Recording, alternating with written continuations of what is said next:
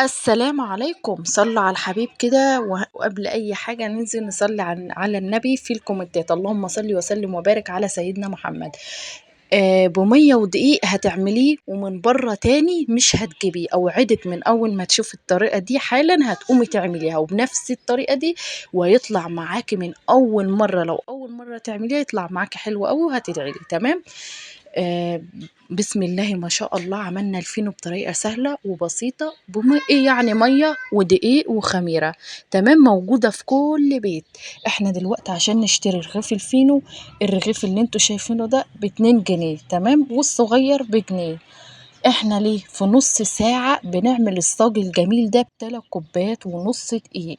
بسم الله ما شاء الله، عملت معايا كمية حلوة وفي نفس الوقت ما شاء الله طلع هش جدا وبالشكل ده زي ما انتم ما شايفينه، واخد لون وكل حاجة، ما يفرقش حاجة عن بتاع بره. تمام، اهو زي ما انتم ما شايفين كده الجمال والحلاوة دي. هنخش بقى على مقاديرنا الحلوة.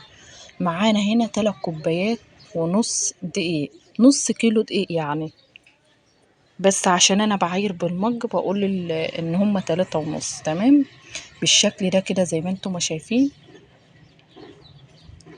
هننزل بمعلقة صغيرة بيكنج باودر، معلقة صغيرة ملح، معلقتين كبار سكر، معلقة خميرة فورية كبيرة هرمية. تمام، يعني معلقة خميرة كبيرة.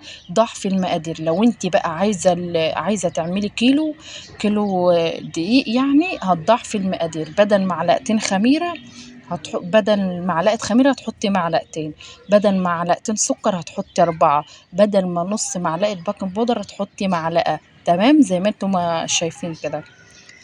بعد كده بقى هنا العجن ده هياخد معاكي من المج ونص دقيق، يعني انت ممكن تعمليها بمج. المهم كده عجناها كويس جدا ونزلنا عليها ب3 معالق زيت، والميه تكون دافيه زي دمعة العين. تمام، اللي هنعجن بيها كده هنعجنها كويس جدا وهنلمها لحد ما يكون ملمسها معاكم بالشكل ده زي ما انتم ما شايفين، وهنسيبها لمدة ساعة تختمر.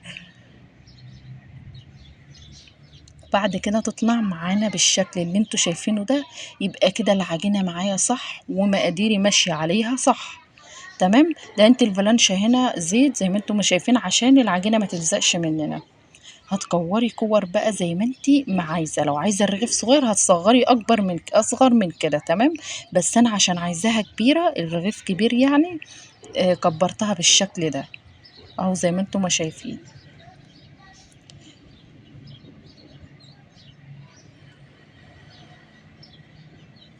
طبعا الرخامة مغسولة كويس ومتعقمة كويس، هندهنها دهنة زيت عشان العجينة ما تلزقش مننا عادي خالص. وهنلفه ونبرمه بالشكل ده زي ما انتم ما شايفين. اهم حاجة نقفله من تحت كويس عشان ما يفتحش معانا وما يبقاش شكله مش حلو. تمام، اهو زي ما انتم ما شايفين. ما شاء الله بقى هنسيبه لحد ما حجمه يتضاعف. بعد ما نلفه كده هنسيبه لمدة 10 دقايق لحد ما حجمه يزيد ويتنفخ كده. بعد كده بقى هنشغل الفرن لمدة 10 دقايق تسخين قبل ما نحط فيه الفينو. اهم حاجة في كل المخبوزات وفي اي حاجة ان احنا نسخن الفرن بتاعنا كويس. تمام،